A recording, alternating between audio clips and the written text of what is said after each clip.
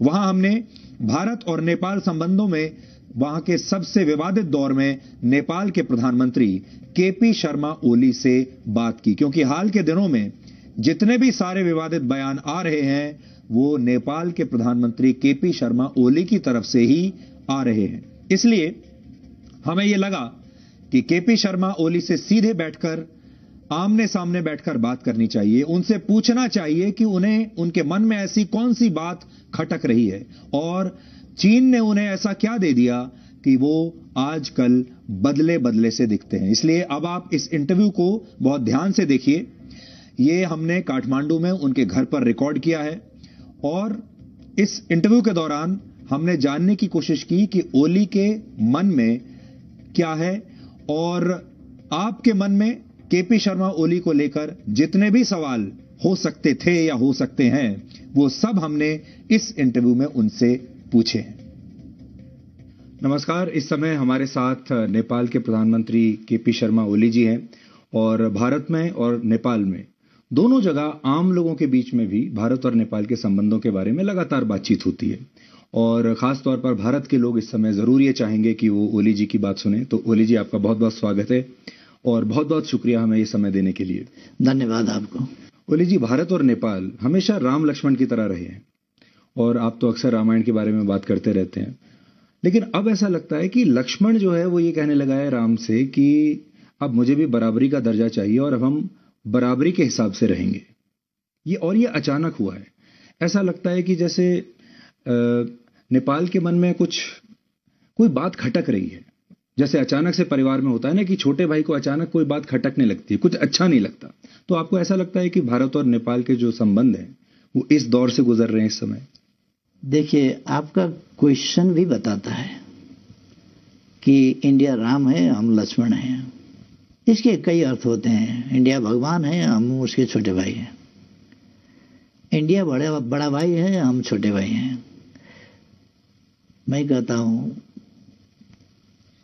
भूगोल में, जनसंख्या में छोटे और बड़े हो सकते हैं, मगर हम हमेशा से सार्वभौम समानता की बात करते हैं। अर्थात हम छोटे या बड़े नहीं हैं। साइज में छोटे बड़े हो सकते हैं, मगर राष्ट्र के रूप में, एज ए नेशन, एक देश के रूप में छोटे बड़े, ये फीलिंग रखेंगे तभी बॉस होता है। इसमें कुछ जरूर कुछ प्रॉब्लम इस सेंटिमेंट में है और हम चाहते हैं कि हम दो देश, सार्वभौम सत्ता संपन्न देश, सोवरेन देश, दो पड़ोसी देश, दो पड़ोसी मित्र देश जो एक रीजन में रहते हैं, हमारा संबंधों को उसी तरह से जानना चाहिए। ये पुराने जमाना नहीं है, ये कॉलोनियल एरा नहीं है, ये एरा स्वाधीनता का एरा है, पारस्परिक सम्मान का एरा है। एक चीज ये है जिसको हमें मानना चाहिए। दूसरा, हाँ, डिबेट हो रहा है, डिबेट चलता है। डिबेट ही सत्य को बाहर लाता है। वादे वादे जायते तत्वबोध। बहस ना करें तब सत्य को पता लगाना भी मुश्किल हो जाएगा। इसलिए हमारा ट्रेडिशन भी है। जब दुनिया अंधकार में थी, त्रेता युग में जनकपुर में यज्ञवल्क्य, गार्गी, अष्टवक्र वगैरह बहुत सारे ऋषियां और विदुषियां शास्त्रार्थ, शास्त्र के बारे में, दर्शन के बारे में, जीवन जगत के बारे में विवादें करते थे। तब दर्शन का अभ्युदय हुआ। दर्शन यहीं से पैदा हुआ था ना। हालांकि यूरोपियन सब दर्शन का, साइंस का उद्गम अरस्तु से मानते हैं। अरस्तु तो ईसा पूर्व 600 साल के, उसे कई साल पूर्व, उसके 1500 साल पूर्व यहाँ दर्शन के बारे में चर्चा होता था, विचार विमर्श होता था। इसलिए बहस होना अच्छा है, बहस स्वस्थ होना चाहिए और सत्य को पता लगाने के मकसद से होना चाहिए। तो आप कह रहे हैं कि अब आप भारत को बॉस मानने से इनकार करते हैं, उसी पर बहस है।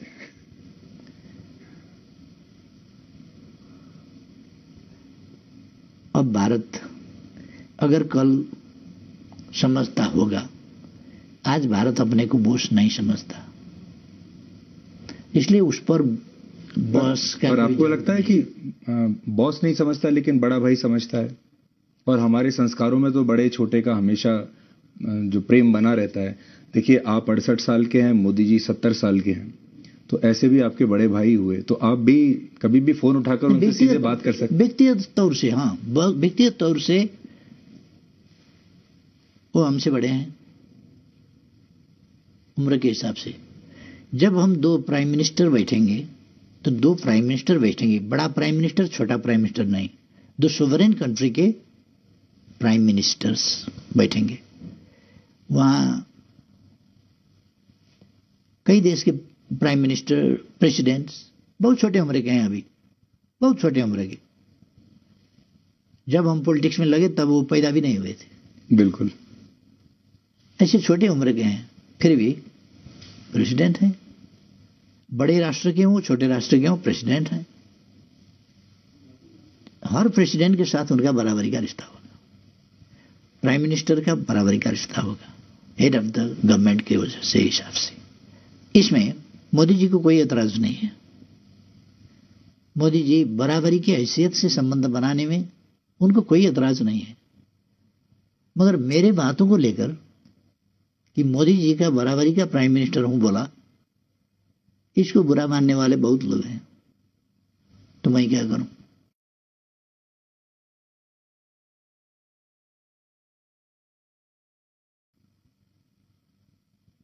मैं हर आदमी के उनके बातों के पीछे तो नहीं जा सकता। मैं देशों का बात कर रहा हूं, व्यक्ति का बात नहीं। इस समय नेपाल कई बार ऐसा लगता है कि भारत और चीन के बीच में फंस गया है। एक तरफ चीन है, एक तरफ भारत है, और दोनों को खुश रखना है, दोनों को प्रसन्न रखना है, और ये दोनों देश आपस में बात नहीं कर रहे हैं इस समय। तो दोनों देशों की आपके साथ ये एक्सपेक्टेशन है कि आप उनके साथ रहेंगे, तो आपको भी कभी ये एक डिप्लोमेटिक डिस्कम्फर्ट होता है दोनों के बीच में एक इक्वेशन बनाकर चलने का? एक चीज है, दोनों हमारे पड़ोसी हैं और पड़ोसी को बदला नहीं जा सकता। ये आकार में, जनसंख्या में, डेवलपमेंट में आगे हैं दोनों। हमारे लिए ये खुशी की बात है कि हम अगर प्रोडक्शन कर पाए तो ये बड़े मार्केट्स हैं। अब प्रोडक्शन नहीं कर पाए तो उनका उत्पादन हमको कंज्यूम करना पड़ेगा। नहीं करेंगे तो क्या होगा? हम चाहते हैं जो हमारा असमानता है वो इस चीज पर है, व्यापार में असमानता है, प्रोडक्शन में असमानता है, असंतुलन है। इस असंतुलन को मिटाना चाहिए। दो फर्क फर्क political systems, economic and social system also, इसमें भी कुछ भिन्नताएं हैं। ऐसे पड़ोसियों के बीच में हम हैं और हम बिल्कुल संतुलित संबंध दोनों से रखना चाहते हैं। एक का कार्ड दूसरा से खेलेंगे ऐसा नहीं है, नहीं खेलेंगे। ये खेलने से किसी का भी भलाई नहीं होगा।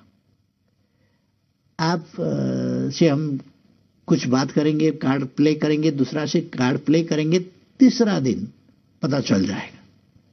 इसलिए ये कार्ड प्ले करने का और छकाने का तरीका बिल्कुल छोड़ देना चाहिए। हम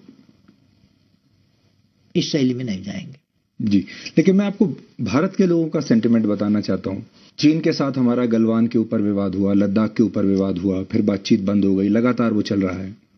जैसे ही वो हुआ अचानक आपने काला पानी का के बारे में स्टेटमेंट दे दिया, आपने भी नक्शा बदल दिया और लोगों को ये लगने लगा कि ये सब कुछ एक साथ क्यों हो रहा है, अचानक क्यों हो रहा है। और लोगों को ये लगा, भारत के लोगों को, कि नेपाल जो है इस समय, नेपाल को तो चीन के खिलाफ कोई स्टेटमेंट देना चाहिए था। जैसा कि देखिए भारत को बहुत समर्थन मिला बाकी देशों से, अमेरिका से मिला, फ्रांस से मिला, बाकी लोगों से भी, जो लोगों ने कहा कि इस तरह का वायलेशन एलएसी का नहीं होना चाहिए। लेकिन नेपाल ने नहीं दिया, बल्कि नेपाल ने कहा कि अब मुझे भी मेरी टेरिटरी चाहिए। आपकी बात जरा भटकाने वाली है, बुरा मत मानिएगा, क्योंकि गलवान से हमारा लेना देना कुछ नहीं है। आपको मैं समझाऊं, दिल्ली ने 8वां एडिशन अपना मैप पब्लिश करवाया। कश्मीर और लद्दाख का बात था, वहीं पर सीमित रहता हो जाता। फिर नेपाल का टेरिटोरी, उसमें नेपाल का टेरिटोरी को शामिल करने का कोई जरूरत नहीं था। हमने उस नक्शे के ऊपर डिप्लोमेटिक नोट भेजा, वार्ता के प्रस्ताव रखा और वार्ता के जरिए यहां पर मिसअंडरस्टैंडिंग नहीं होना चाहिए, इसको समाधान करना चाहिए। आप लोगों ने जो 8वां एडिशन छपवाया, ये ठीक नहीं हुआ, ये हमने बोला, उसका कोई पॉजिटिव रेस्पॉन्स भी नहीं हुआ। अब गलवान से हमारा क्या लेना देना है? आप नक्शा छपवाते हैं उसी वक्त तो हमको लिखना पड़ा कि ये नहीं करना चाहिए था जी, और फिर रास्ता बनवाया गया हमारे टेरिटरी पर और इनागुरेशन किया गया, उद्घाटन। हमने फिर डिप्लोमेटिक नोट लिखा, रिक्वेस्ट किया, बातचीत किया जाए, ये ठीक नहीं हुआ। और गलवान से क्या लेना देना है? वहां उद्घाटन होता है, हमने विरोध किया उद्घाटन का, गलवान से मिलाकर उद्घाटन क्यों किया गया? उसी वक्त उद्घाटन करने का क्या जरूरी था? अच्छा, आपको लगा कि अब बताइए जी, गलवान से हमको क्यों जोड़ते हैं? और दूसरा, दूसरे देशों का पॉलिटिक्स, किसी का साइड लेने का पॉलिटिक्स, हमारा पॉलिटिक्स नहीं है। हमारा पॉलिटिक्स है पॉलिटिक्स ऑफ न्यूट्रलिटी, तटस्थता का हमारा नीति है। हम दोनों पड़ोसियों के बीच तटस्थ रहेंगे। वार्ता नहीं हो रहा है तो हम वार्ता शुरू कराने की कोशिश करेंगे। दोनों मित्र हैं, हम प्रेसिडेंट शी से भी बात कर सकते हैं, ली खशियांग से भी बात कर सकते हैं, प्राइम मिनिस्टर से, वैसे ही मोदी जी से भी बात कर सकते हैं। दोनों तरफ हमारे मित्र हैं। हम दोनों मित्र के बीच में जो मिसअंडरस्टैंडिंग है उसको हटाने में और संबंधों को, ऐसा ही तो कहते हैं सबसे बड़ा ताकत क्या है? मित्रता। आपको ऐसा लगता है कि आप शी जिनपिंग और नरेंद्र मोदी के बीच कुछ इस तरह की मध्यस्थता कर सकते हैं, बातचीत कर सकते हैं, जिसमें आप कोई रोल निभा सकते हैं एज ए न्यूट्रल एम्पायर? हाँ, ऑफ कोर्स। पर वो कैसे होगा? हम दोनों और बात करेंगे कि आप लोग बातचीत पर बैठ जाइए, क्योंकि हमारे लगभग समवयस्क साथी सब हैं। 1-1.5 साल कोई बड़ा होगा, 1-1.5 साल कोई छोटा होगा, समवयस्क हैं। लंबे समय से हम पॉलिटिक्स में हैं सब। बिल्कुल। इसलिए हम साथी जैसे ही हैं ही नहीं, हम साथी ही हैं। पर ये सब तो तब होगा जब आप सरकार में बने रहेंगे, क्योंकि अप्रैल और मई में चुनाव होने वाले हैं। तो चुनाव के बाद आपको क्या लगता है, आपकी दोबारा से वापसी होगी या इस बार कोई और आएगा? हाँ, आपकी प्रश्न बहुत अच्छा है। हमारा पार्टी इस बार मेजॉरिटी लाएगी, मुझे उम्मीद है। एकदम कमजोर हालत हुआ तो भी मेजर पार्टी हम ही होंगे। और इलेक्शन के बाद भी गवर्नमेंट को लीड हमें ही करना पड़ेगा शायद। इसलिए मैं आश्वस्त करना चाहूँगा सब साथियों को कि इलेक्शन के बाद नेपाल भारत संबंध को और ऊंचाई में पहुंचाने के लिए हम और ज्यादा कंट्रीब्यूट कर पाएंगे। मैं जो सेंटिमेंट की बात कर रहा था, और हम क्योंकि क्रिकेट तो आप देखते ही होंगे, तो भारत में लोगों को ये लग रहा था कि अगर नेपाल एक एम्पायर है और भारत और चाइना मैच खेल रहे हैं, तो ये जो एम्पायर है ये बार बार भारत के खिलाड़ियों को ही ज्यादा आउट दे रहा है, भारत के खिलाड़ियों के लिए ज्यादा जल्दी उंगली उठा देता है, और चीन के खिलाड़ियों के लिए थोड़ा सॉफ्ट है। ऐसा नहीं है, ये एक इंप्रेशन है, गलत इंप्रेशन है। ऐसा कोई एविडेंस नहीं है, हो ही नहीं सकता, क्योंकि हमारे दो पड़ोसी के बीच में सौहार्द संबंध, प्रॉब्लम रहित, समस्या रहित संबंध चाहते हैं। क्योंकि एक चीज कहते हैं और उसमें से आधा हम कटा देंगे। हाथी अगर लड़े तो भी मैदान का नुकसान ही होगा, हाथी अगर मिल गए तो भी मैदान का नुकसान ये मिल गए तो भी नुकसान होगा, ये इसको हम कटा देंगे। हाथी अगर लड़ेंगे तो मैदान का नुकसान तो होगा। ए टू जॉइंट नेबर्स, ये बड़े पड़ोसी लड़ने लगे तो उसका नकारात्मक असर तो हमको पड़ेगा ही। इसलिए हम चाहते हैं कि अब एशिया का जमाना है, अपने खुद को विकास करना चाहिए। कल का विकास था दूसरा का रिसोर्स लूट कर ले जाना, दूसरा का मैन पावर, दूसरा का रिसोर्स, दूसरा का प्रॉपर्टी लूट कर धन कमाना। ये था कल का विकास का मॉडल। आज का विकास का मॉडल है खुद को करना होगा विकास के काम। खुद को करने के लिए शांति चाहिए, मित्रता चाहिए, टेंशन फ्री एनवायरनमेंट, कोई तनाव रहित वातावरण होना चाहिए। तभी विकास को तीव्रता दे सकते हैं, हम गति दे सकते हैं।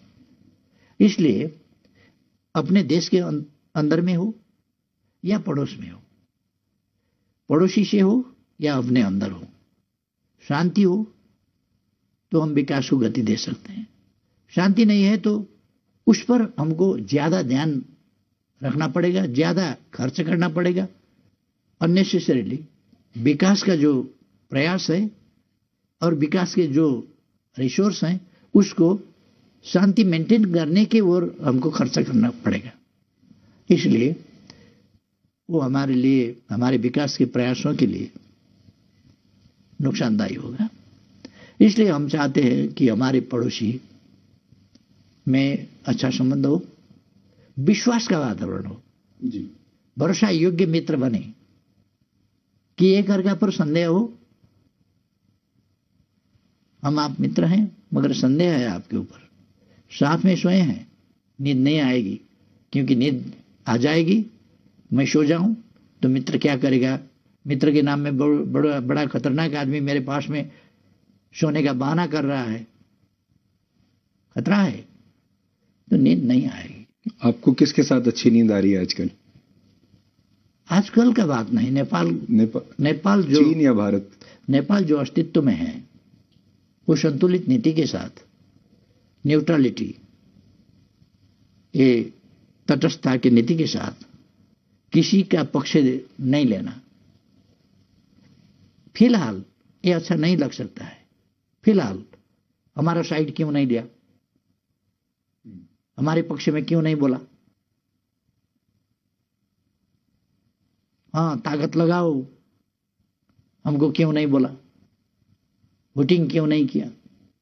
ये हो सकता है फिलहाल के लिए, मगर अगर आप उसका दीर्घकाल का नतीजा देखें तो हमारा न्यूट्रलिटी, हम किसी भी पड़ोसी के खिलाफ हमारा जमीन, हमारा आकाश इस्तेमाल करने नहीं देंगे किसी को भी। सबके लिए ये एक प्रतिरक्षा वाल हो गया ना। जी। तो इसलिए हम चाहते हैं हमारे पड़ोसी आराम से अपने अपने विकास के काम में लगे, परस्पर में सहयोग करें, अपने रिसर्च, वैज्ञानिक अनुसंधान, अपने अपने डेवलप टेक्नोलॉजी शेयर करें। और ये जमाना है एशिया का, अब जमाना है एशिया का, जहां से वास्तव में सिविलाइजेशन शुरू हुआ। और ये जो हमारे दो पड़ोसी महान देश हैं, इनका गौरवपूर्ण इतिहास है, इनका भूगोल, इनका सिविलाइजेशन, इनका पॉपुलेशन, इनका हिस्ट्री ग्लोरियस है। मगर यहां के शासकों की कमियां और खासतौर से साइंस एंड टेक्नोलॉजी का शुरू में जो विकास हुआ वो हमारे खिलाफ इस्तेमाल हुआ, एशिया के खिलाफ इस्तेमाल हुआ। इंजन बना हमारे खिलाफ, स्टीमर बने हमारे खिलाफ, वेपन्स बने हमारे खिलाफ। ये तो टेक्नोलॉजी का विकास था, दुनिया के मानव जाति के लिए होना चाहिए था। हम भी साथ ही साथ आगे बढ़ते, मगर साइंस एंड टेक्नोलॉजी को, विज्ञान प्रविधि को हमारे खिलाफ इस्तेमाल किया गया। इसलिए भारत जैसा देश क्या कमी था कि गरीब रहा, हिमालय से हिंद महासागर तक क्या कमी था, हिमालय से चमोलंगमा से पैसिफिक तक क्या कमी था चीन में? क्या पॉपुलेशन नहीं था काम करने के लिए? ओल्ड एज पॉपुलेशन था? ऐसा नहीं था। यंग पॉपुलेशन, जवान जनसंख्या, जनसांख्यिक लाभ दोनों को था। क्यों? इसलिए कि साइंस एंड टेक्नोलॉजी का जो विकास हुआ वो इनके खिलाफ प्रयोग किया गया। और दूसरे पड़ोस के ऐसे ही हमारे यहां हम तो उपनिवेश कभी नहीं बने, मगर उपनिवेश नहीं बने, गरीब तो बन गए। गरीब तो रहना ही पड़ा हमको, क्योंकि उसका जो असर है वो तो हमको भी पड़ा। इसलिए अब वो जमाना गया। मैं अभी काठमांडू में जब घूम रहा था, लोगों से मिल रहा था, तो एकदम ऐसा लगा जैसे भारत में ही हूं। ऐसा लगा ही नहीं कि कहीं बाहर किसी दूसरे देश में है। कल्चर, संस्कार, सब कुछ भारत जैसा है। भाषा, और भारत में तो कहती हैं कि रोटी और बेटी का रिश्ता है नेपाल के साथ। आपको ऐसा लगता है कभी कि यह रिश्ता आपका कभी चीन के साथ भी हो सकता है? ये जो भारत के साथ जो विशेष रिश्ता है, स्पेशल है, ये कभी चीन के साथ भी हो सकता है? चीन के साथ भी कभी आपके पोरस बॉर्डर्स हो सकते हैं कि कोई भी नेपाली जाके कभी भी चीन में काम कर पाए, कभी भी जाके चीन में शादी कर ले। चीन इन्वेस्टमेंट के लिए अच्छा हो सकता है, उसके पास पैसा हो सकता है, बट आपको कभी ऐसा लगता है भविष्य में चीन के साथ भी ऐसे आपके संबंध हों, या ये भारत के साथ ही संभवता हो? जो एक बार हो गया वो हो गया, शायद आज वैसा भी ना हो पाता। देखिए, मैंने इससे पहले का इंटरव्यू में बोला कि मैं नेपाल के बारे में ही बोल नहीं रहा हूं। जब मैं हमारे सभ्यता का, हमारे इतिहास का बात करता हूं, हमारे पूर्वजों का बात करता हूं, हमारे ऋषियों का बात करता हूं, संतों का बात करता हूं, तो हम उत्तराखंड, ये हिमवत खंड का बात करता हूं। हिमवत खंड दुनिया का ऐसा जगह है, ये प्रकृति का अनुपम सौंदर्य ही नहीं, ये खनिजों का खानी भी है। यहाँ का हवा पानी ऐसा है कि यहाँ के लोग ऋषि महर्षि विद्वान बन जाएंगे। मैंने कहा कुछ पहले भी कि हमारे यहाँ 3000 साल से पहले शल्य क्रिया, चिकित्सा शास्त्र का विकास हुआ था। चिकित्सा शास्त्र का इसका प्रमाण है अभी भी चरक संहिता में हम देख सकते हैं। हम शल्य क्रिया का विकास देख सकते हैं सुश्रुत संहिता में 3000 साल से पहले। बाकी दुनिया तो अंधकार में था। हमारे यहां नवग्रह का अवस्थिति और उनका गति, नक्षत्रों का, ग्रहों का अवस्थिति, 12 राशि हमारे पूर्वजों ने बांटा है। सारा अंतरिक्ष को बांट दिए 12 भागों में, राशियों में। और कितने नक्षत्र हैं, कितने क्या हैं, ग्रह कितना है, उपग्रह कितने हैं। और मैंने कहा कि न्यूटन ने नहीं, न्यूटन से 500 साल पहले कम से कम 16वीं शताब्दी का न्यूटन हुए कि 12वीं शताब्दी में 1150 में भास्कराचार्य ने गुरुत्वाकर्षण का सिद्धांत पता लगाया था और कैसे वृक्ष से फल जमीन पर गिरते हैं, क्यों, जिसको देखकर गैलीलियो चकमा गए थे। न्यूटन वगैरह को बहुत खोज करना पड़ा था, क्योंकि हमारा जो नॉलेज था वो विस्तार का अवसर नहीं मिला, उसको रोका गया। नालंदा क्यों जलाया गया था आपको पता है? नालंदा जलाया गया इसलिए एक सम्राट ने बीमार होने से बोला कि हमको बीमार से छुटकारा पाना है, मगर तुम्हारा औषधि हम नहीं लेंगे, धर्म के हिसाब से हम नहीं लेंगे तुम्हारा औषधि, हमको ठीक करना है आपको।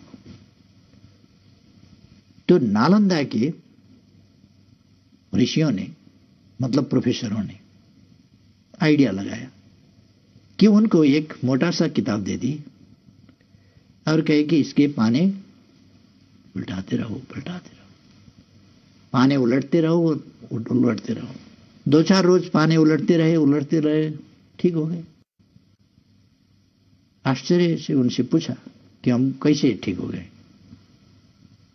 क्या राज है? तो उन्होंने बताया कि आपको पाने पलटाते वक्त ऐसा करना पड़ा था, क्योंकि पाने ऐसे नहीं पलटते, उसको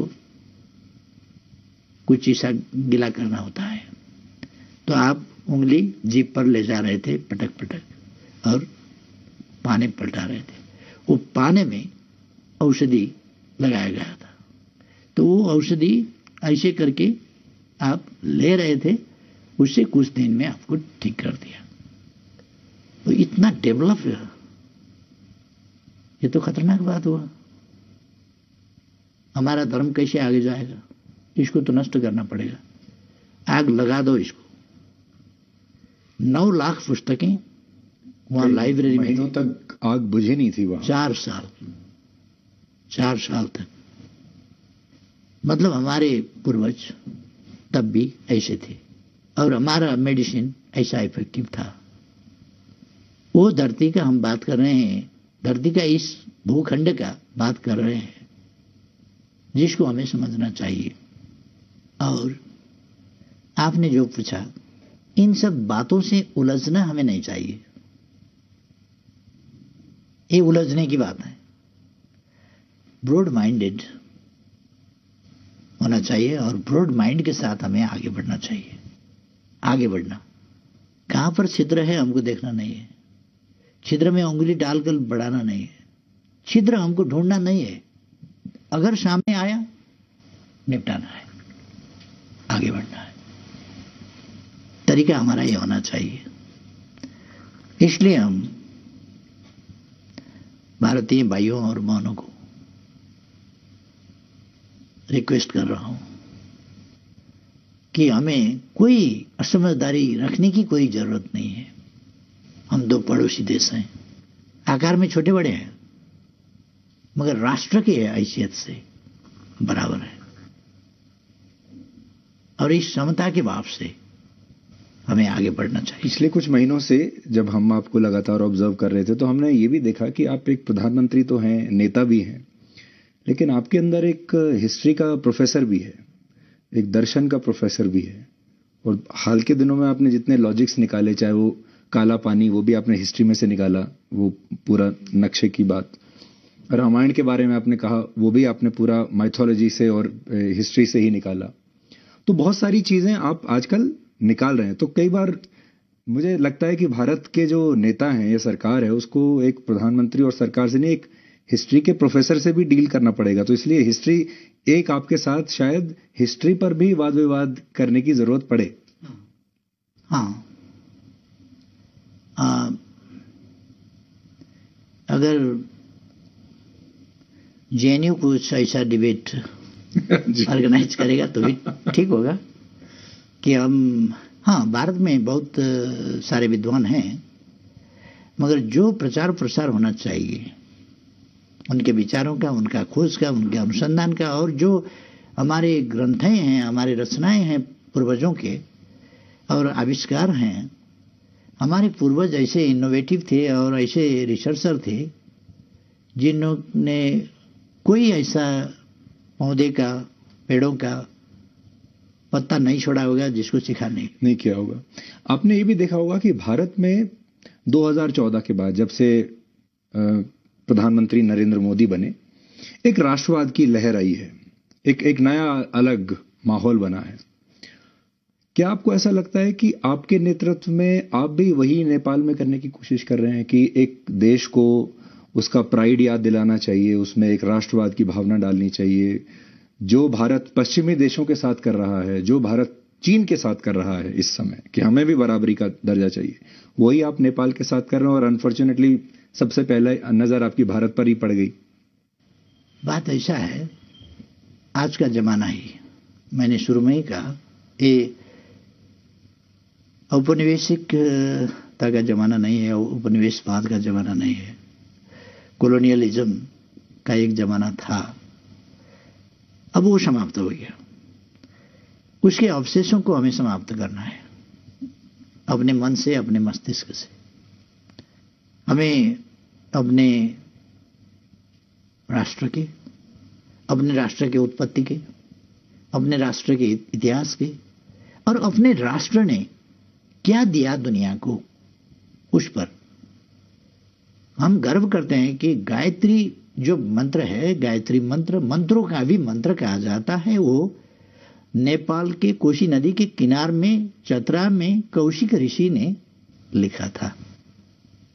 मंत्रों का मंत्र, सर्वोच्च मंत्र गायत्री मंत्र कौशिक ऋषि ने कोशी के किनार में लिखा था। व्यास यहीं तपस्या करते थे। ये तपस्या ही करते थे नहीं, ये तपोभूमि तो है। तपोभूमि क्यों? ज्ञान भूमि है, ध्यान भूमि है। ध्यान का आविष्कार यहीं से हुआ था, योग का आविष्कार यहीं से हुआ था। इसलिए हमारे पास गर्व करने लायक चीजें हैं, गर्व करने के वस्तुएं हैं हमारे पास। हमारे यहाँ बहुत सारे लोग इस कॉन्सेप्ट को अखंड भारत का कॉन्सेप्ट बनाकर आगे पुश करते हैं कि अखंड भारत होना चाहिए। फिर सारे जो आसपास के जो ये पूरा इलाका है, ये संस्कार हैं, ये हमारी जो इतिहास है इतना, वो सब फिर एक अखंड भारत के कॉन्सेप्ट में आ जाएगा। आप उससे एग्री करते हैं? नहीं। प्रश्न यह है कि इतिहास पीछे नहीं जाएगी। अखंड भारत दरअसल कभी था ही नहीं, था ही नहीं।